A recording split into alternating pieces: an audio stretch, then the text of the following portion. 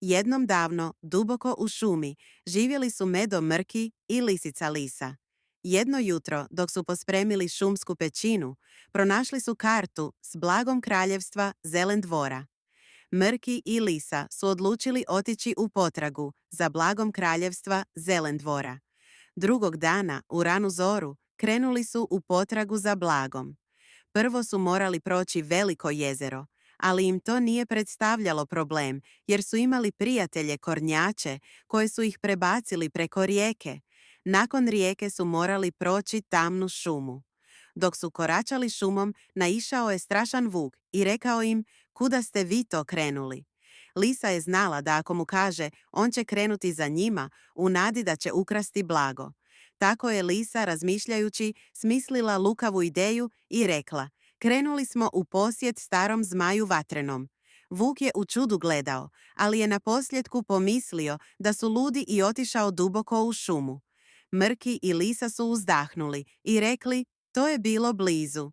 Nastaviši kroz šumu, došli su do zadnje i najteže prepreke, špilje kobri.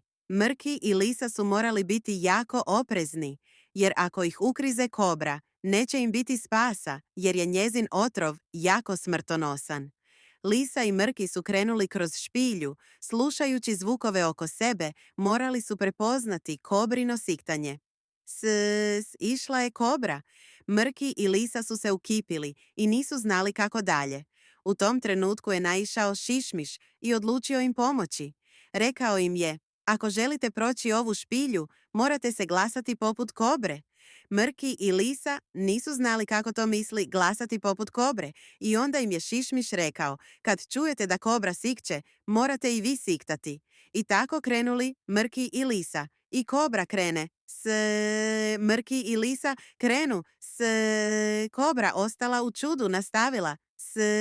A Mrki i Lisa. I tako kobra, sva u strahu, okrene se i zavuče se duboko u svoje gnjezdo, a Mrki i Lisa prođoše špilju. Kad su naposljetku izašli iz špilje, Mrki uzvikne eno dvorca. Lisa gleda i kaže: "Požurimo prije nego padne mrak." Krenuše oni brzim koracima i dođu do čarobnih vrata koja im kažu: "Da biste blago dobili i nagradu osvojili, 3 jabuke zlatne nađite i ptice nahranite." Čujevši to, Mrki i Lisa stanu razmišljati gdje da nađu zlatne jabuke. Kad Lisa viknu: "Jabuke zlatne, gdje bijaste vi, pokažite sjaj svoj nama vi." Kad svjetlost zlatna s drva bukne i jabuka zlatna na tlo ispade. Gledaju to Mrki i Lisa i u isti mah viknu: "Jabuke zlatne, gdje bijaste vi, pokažite sjaj svoj nama vi." Kad izreknuše u isti glas to, još 2 jabuke zlatne padnu i naposljetku imaše 3 jabuke zlatne. Ptice, nahranivši vrata, se otvore i unutra blago na cvijetu čekaše ih. Kad ga otvore, unutra u čudu ostadoše, ima jagoda i meda, za svakoga po nešto. Škrinja se javlja s blagom koje čuva i reče im: "Blago moje nađošte, hvala vam na tome, i kraljevstvo vi pronašli ste, i prijatelje nove stekli ste." Mrki i Lisa blago svoje uzmu, s prijateljima novim podijeliše ga.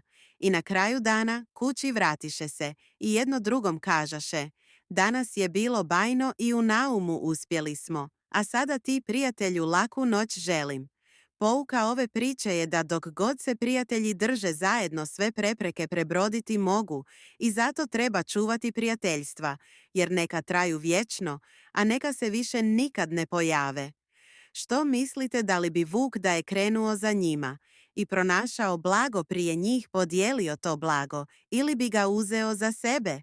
Napiši nam svoje mišljenje u komentarima. Laku noć i divne snove do sljedeće priče.